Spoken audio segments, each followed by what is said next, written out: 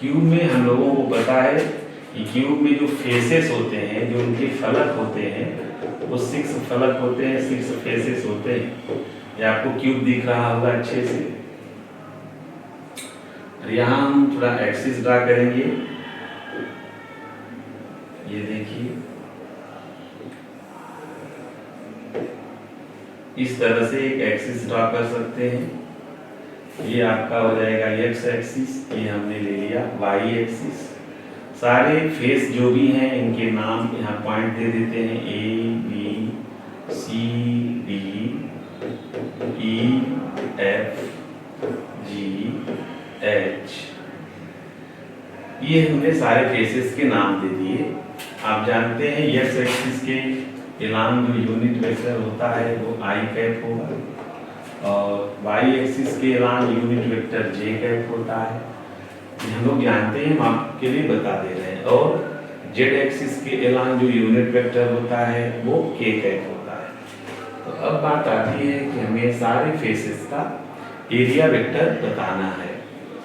तो area vector अगर हम सभी फेस का बताएंगे तो एक एक फेस को हम लोग लेते हैं। यहाँ साइड लेंथ इन्होंने दे रखा है, ये side of cube, side of cube, ये ले लीजिए ए। तो जैसे हम सबसे पहले बात करते हैं area vector of face. Area vector of face A B F H, एकदम सामने वाला जो फ्रंट पे हमें दिख रहा है उस फेस की बात कर रहे हैं। A B F H, A B F H, ये एरिया वेक्टर अगर आएगा तो हम लोग अगर इस फेस को देखेंगे, सबसे पहले हमको एरिया निकला चाहिए। तो एरिया क्या बनेगा, ए स्क्वायर बनेगा, ए स्क्वायर एरिया बनेगा। उसके बाद एकदम ये सामने है तो इसके परपेंडिकुलर हम जो यूनिट वेक्टर लेते हैं वो जेड डायरेक्शन को शो करेगा, और उस डायरेक्शन का यूनिट वेक्टर, जेड डायरेक्शन का यूनिट वेक्टर आई जे के कैप रखा जाएगा। तो यहाँ पे हम लोग के कैप रखते हैं। ये हो गया area vector of face A B F H. ऐसे सिमिलरली अगर हम ले लें एरिया वेक्टर ऑफ फेस, इस वाले फेस का देखिए बी सी ई एफ, या जैसे भी नाम देना हो, बी सी ई एफ, इस फेस का देखिए सामने वाले का। तो एरिया वेक्टर देखिए इधर डायरेक्शन इधर आएगा, आई कैप में डायरेक्शन बताएगा, और एरिया हो जाएगी ए स्क्वायर आई कैप। तो मैं आपको बता दूं ना, इसका जो मेन बेसिक बात है, बेसिक बात यह है कि फेस का एरिया लेना पड़ेगा, और डायरेक्शन बताने के लिए उसके परपेंडिकुलर बाहर के साइड, जैसे इस फेस के बाहर के साइड हम जाएंगे, अंदर के साइड नहीं जाएंगे, फेस के बाहर के साइड यूनिट वेक्टर लेना पड़ता है। ऐसे हम लोग एकदम टॉप वाला फेस लेते हैं, अपर फेस, तो उसका बताएंगे फेस, अपर फेस कौन सा हुआ, एकदम टॉप वाला फेस, एच एफ ई जी, एच एफ ई जी, इसका एच एफ ई जी, इसका एरिया वेक्टर बताना हो, ये देखिए डायरेक्शन ऐसे आ जाएगा, outward direction, H F E G outward direction में आ जाएगा। तो क्या बनेगा, ए स्क्वायर बनेगा, और उसके बाद H F E G outward बनेगा, ए स्क्वायर बनेगा, और उस डायरेक्शन में अगर आप देखिए तो क्या मिलेगा, जे कैप। ये हो जाएगा एरिया वेक्टर, सभी फेसेस के एरिया वेक्टर हमने ले रखा है, एच एफ ई जी सारे फेस का। अब इस तरह से आप बचे हुए फेस का एरिया वेक्टर आप समझ गए हैं, सॉल्व कर सकते हैं।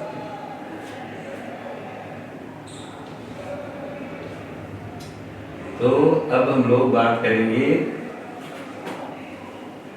ये था एरिया वेक्टर कैसे निकाला जाता है, एरिया वेक्टर का कॉन्सेप्ट क्या है।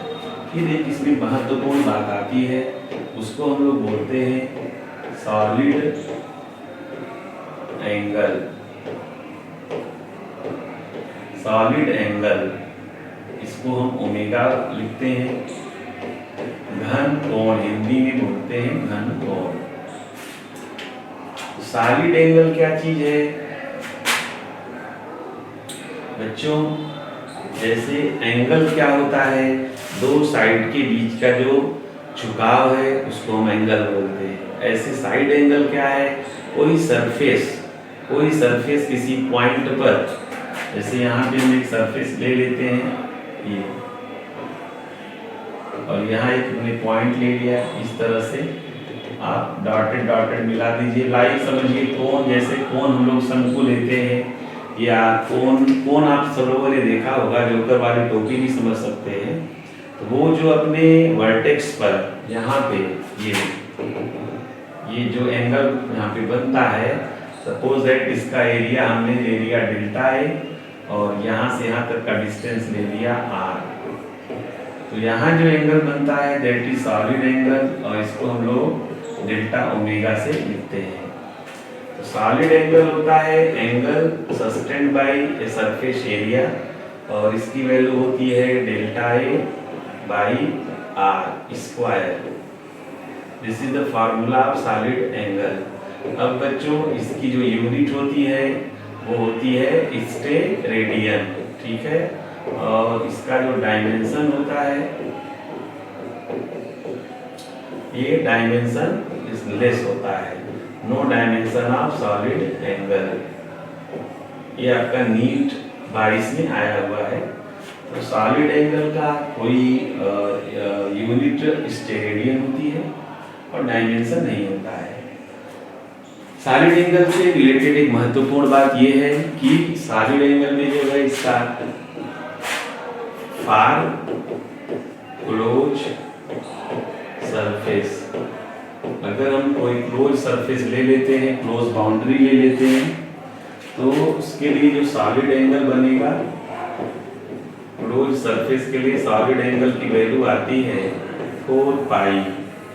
ये और एक स्पेशल बात होती है, देखिए ये चैनल मैंने आपको पहले से भी बता रखा है कि this is the complete channel, और शॉर्टेस्ट चैनल और इजीएस्ट चैनल। इसमें हम लोग जो पढ़ रहे हैं वो कंप्लीट है, शॉर्टेस्ट है और इजीएस्ट है। तो बहुत अच्छे से आप महसूस कर सकते हैं बातों को। अगर कोई क्लोज सरफेस लिया गया है, कोई क्लोज सरफेस अगर लिया गया, तो उसका जो सॉलिड एंगल होगा वो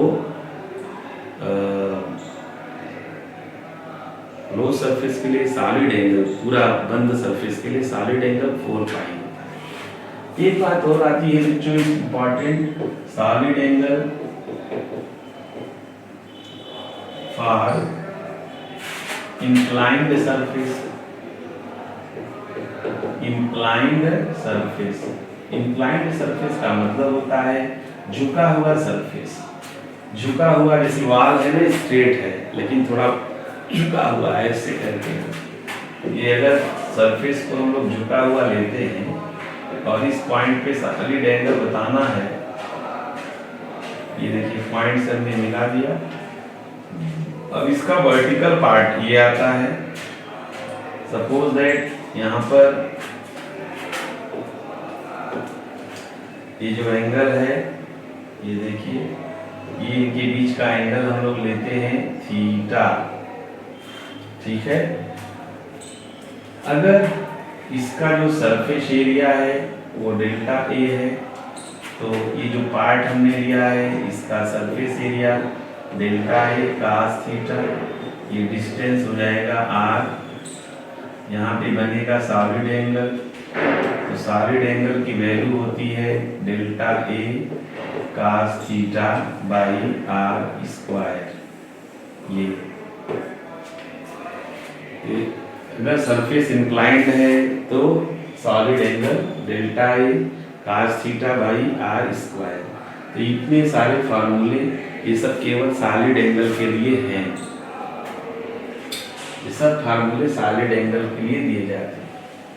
अब हम लोग इसके बाद का स्टेप करेंगे।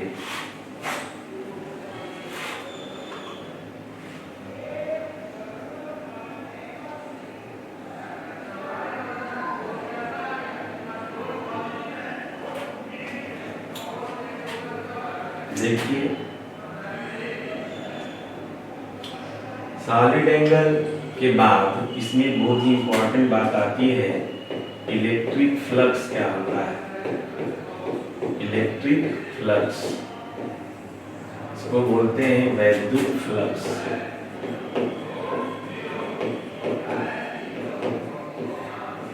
वैद्युत फ्लक्स को हम लोग डिनोट करते हैं फाई ई से। इलेक्ट्रिक फ्लक्स का सही कॉन्सेप्ट क्या है? जैसे हम कोई चार्ज यहाँ पर एक बात करके बताते हैं। जैसे हमने पॉइंट चार्ज ले रखा है और पॉइंट चार्ज अपने से इलेक्ट्रिक लाइंस निकालेगा, ये देखिए, ठीक है। अब ये इलेक्ट्रिक लाइंस, इन सब को बोलेंगे वैद्युत बल रेखाएं, इलेक्ट्रिक लाइंस। लेकिन यहाँ पर अगर हम किसी पर्टिकुलर एरिया की बात करते हैं, जैसे ये ले लिया हमने, पर्टिकुलर एरिया ले लिया, इस पर्टिकुलर एरिया से जितनी लाइन पास करती हैं, इन सभी लाइंस को हम लोग इलेक्ट्रिक फ्लक्स करते हैं, इलेक्ट्रिक फ्लक्स बोलेंगे। बाकी को सभी रेखाएं तो वैद्युत बल रेखाएं ही हैं, लेकिन पर्टिकुलर एरिया से, किसी विशेष एरिया से, यहाँ पर किसी स्पेशल एरिया से जो लाइंस, इलेक्ट्रिक लाइंस पास करती हैं, उन्हें इलेक्ट्रिक फ्लक्स बोलते हैं। क्लियर हो गई बात? इलेक्ट्रिक फ्लक्स बोलते हैं किसी स्पेशल एरिया से जो लाइन पास करती है, स्पेशल एरिया से जो लाइन पास करेगी, उनको हम लोग इलेक्ट्रिक फ्लक्स बोलेंगे। इलेक्ट्रिक फ्लक्स को हम फाई से लिखते हैं और यह अदिश राशि होती है। अदिश राशि का मतलब it is scalar quantities, it is scalar quantities. ये स्केलर क्वांटिटीज होता है। इसके बारे में जो भी इससे रिलेटेड है और आगे देखते हैं।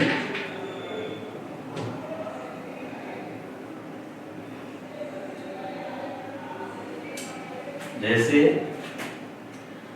इलेक्ट्रिक फ्लक्स का जो मेन कॉन्सेप्ट है, इलेक्ट्रिक फ्लक्स कैसे डिफाइन किया जाता है। इलेक्ट्रिक फ्लक्स किसी एरिया से कितना पास करेगा, कितनी रेखाएं उससे जाएंगी, इलेक्ट्रिक फ्लक्स कितना पास करेगा, तो उसके लिए आप जान लीजिए इलेक्ट्रिक फ्लक्स होता है ई वेक्टर डॉट एरिया वेक्टर।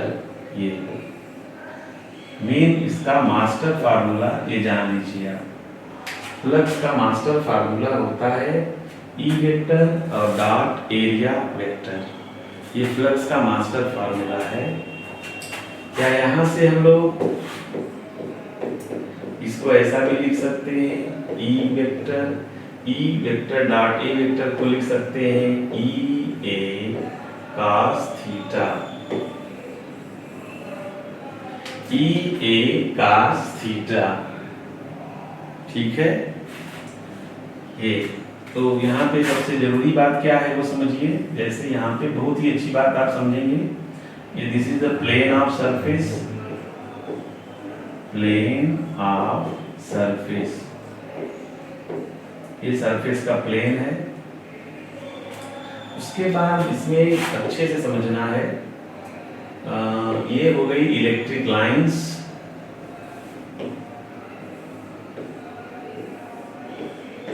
ध्यानपूर्वक समझेंगे। इलेक्ट्रिक लाइंस के बाद जरूरी बात इसमें आती है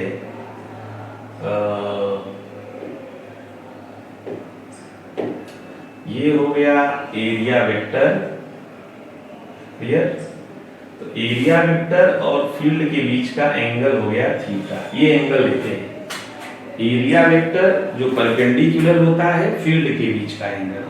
तो कभी कभी न्यूमेरिकल्स में ये एंगल की बात करता है। तो ये देखो, इलेक्ट्रिक फील्ड और एरिया वेक्टर हमेशा थीटा दिया है, और प्लेन और एरिया वेक्टर, ये प्लेन है और ये area vector, sorry electric field के बीच का एंगल 90 माइनस थीटा। ये दोनों आपको माइंड में रखने हैं कि एरिया वेक्टर के साथ एंगल दिया हुआ है इलेक्ट्रिक फील्ड का, कि इलेक्ट्रिक फील्ड का एंगल प्लेन के साथ दिया हुआ है। तो आप जान लीजिए फार्मूला में थीटा होता है, मींस एरिया वेक्टर और फील्ड के बीच का एंगल। ये आप बहुत ही एक फिगर आपका बड़ा काम कराएगा। अब इसमें देखिए, जैसे ई ए cos थीटा, तो पहले तो हम लोग यूनिट भी लिख सकते हैं, यूनिट ऑफ फाई ई क्या मिलेगा, यूनिट भी जरूरत होती है, न्यूटन पर कूलाम, इसका बनता है न्यूटन पर कूलाम मीटर स्क्वायर, ये भी बनता है न्यूटन पर कूलाम। या अगर लिखें ई का एक यूनिट होता है वोल्ट पर मीटर, और ये हो गया मीटर स्क्वायर, ये हो जाएगा वोल्ट मीटर, ये दूसरी यूनिट होती है। फिर उसी तरह हम लोग डायमेंशन भी निकाल सकते हैं। डायमेंशन निकालने का आप स्वयं काम करिए तो अच्छा रहेगा, सेल्फ प्रैक्टिस करके डायमेंशन निकालिए खोज करके। उसके बाद कुछ स्पेशल केसेस देखिए, जैसे थीटा इज इक्वल टू, अगर 0 डिग्री हो जाए तो थीटा 0 डिग्री कब बनेगा, थीटा 0 डिग्री कब बनेगा, जब जिस डायरेक्शन में एरिया वेक्टर है उसी डायरेक्शन में फील्ड हो। बात समझिए, एरिया वेक्टर और उसी डायरेक्शन में फील्ड हो तो थीटा का 0 केस बनता है। 0 होने पर फ्लक्स की वैल्यू हमें क्या मिलेगी, ई ए cos 0, ये बनेगा ई ए, ठीक है। उसके बाद अगर थीटा की वैल्यू, ये तो 0 हो गई, थीटा की वैल्यू 90 डिग्री अगर हम लोग ले लें तो फाई ई बराबर ई ए cos 90, ये हो गया 0। अगर एक होता है 180, अगर थीटा 180 हो जाए, थीटा 180 डिग्री ले लीजिए, तो यहाँ पर cos 180 की वैल्यू रखनी पड़ेगी, और cos 180 की वैल्यू होती है -1, तो फाई हमारा मिलता है -EA। तो ये फ्लक्स से रिलेटेड आपको पूरी जानकारी दी गई है। फ्लक्स का मेन कॉन्सेप्ट क्या होता है, एक फार्मूला और फ्लक्स से रिलेटेड होता है,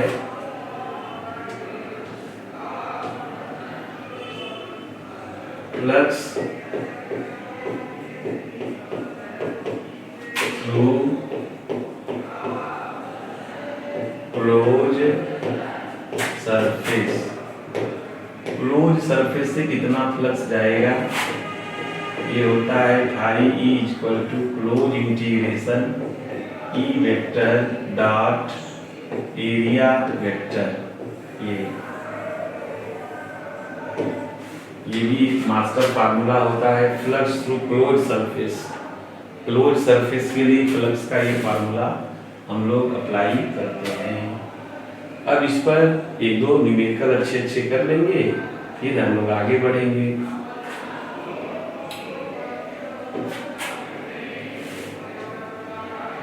देखिए पहला सवाल करेंगे, ये देखिए एक सिलेंडर हम लोग ले रहे हैं, बहुत ही अच्छा सवाल है, बड़ा एप्लीकेबल क्वेश्चन है ये एक सिलेंडर ले रहे हैं और सिलेंडर जो है किसी इलेक्ट्रिक फील्ड में, सपोज दैट ये एक्सटर्नल इलेक्ट्रिक फील्ड है, यूनिफॉर्म फील्ड है, ये ई में पड़ा हुआ है, इसका सरफेस बेस एरिया ए दिया है। तो पहले न्यूमेरिकल थोड़ा सा लिख देते हैं कि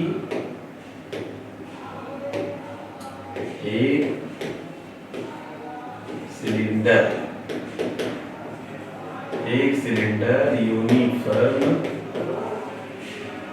इलेक्ट्रिक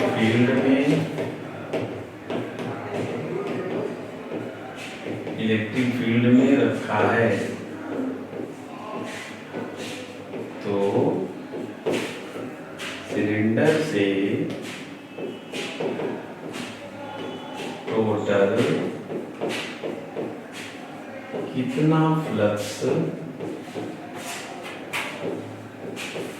पास करेगा, ये हमारा क्वेश्चन हो गया। सिलेंडर से कितना टोटल फ्लक्स पास करेगा, तब इसका हम लोग सॉल्यूशन देखेंगे, यहीं बगल में इसका सॉल्यूशन देखेंगे सवाल।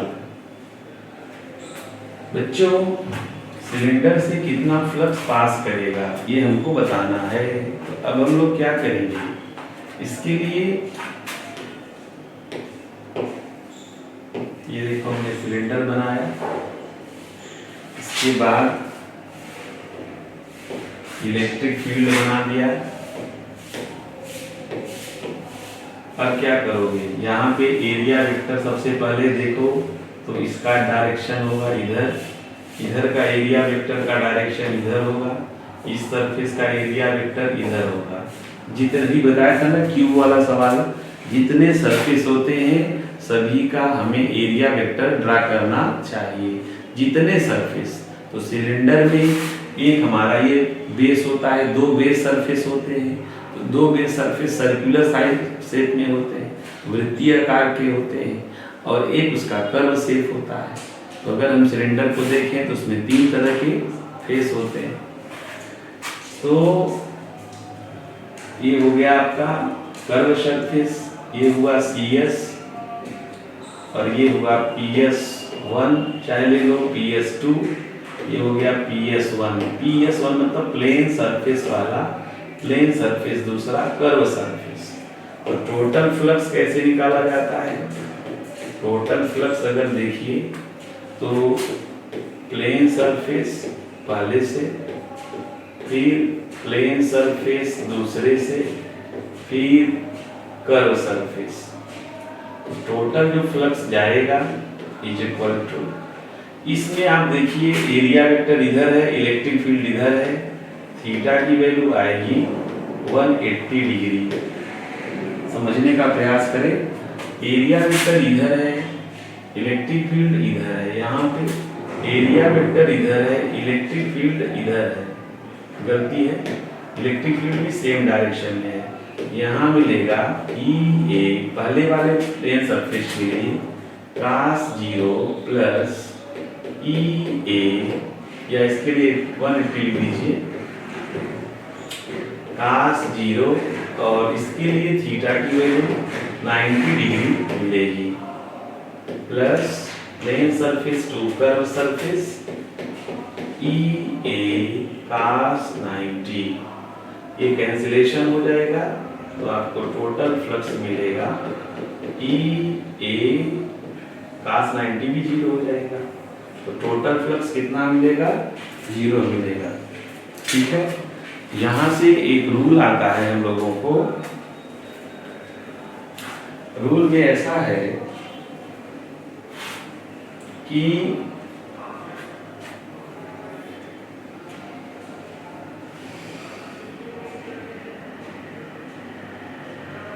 किसी भी, यहाँ एक रूल हम आपको लिख देते हैं, नीचे रूल लिख देते हैं पहले, इसके और भी क्वेश्चन ग्रास थ्योरम लेक्चर 2 में लेकर के आएंगे। किसी भी क्लोज सरफेस से कुल गुजरने वाला फ्लक्स, टोटल फ्लक्स, किसी भी क्लोज सरफेस से एक समान इलेक्ट्रिक फील्ड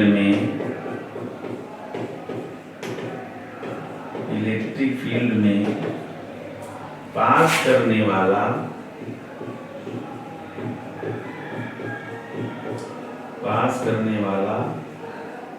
कुल फ्लक्स जीरो होता है। ये आपको एक रूल दिमाग में रख लेना है कि अगर कोई बात से यहाँ पे यूनिफॉर्म इलेक्ट्रिक फील्ड है, एक समान इलेक्ट्रिक फील्ड है और उसमें ये सिलेंडर रखा हुआ है, तो ये सिलेंडर रखा हुआ है तो इससे जो टोटल फ्लक्स जाएगा वो जीरो होगा। फिर इसके आगे इसके ब्रेक्स अच्छे से न्यूमेरिकल और अच्छी बातें और अच्छे कॉन्सेप्ट हम लोग अगले वीडियो में लेकर के फिर मिलते हैं। जय हिंद, धन्यवाद।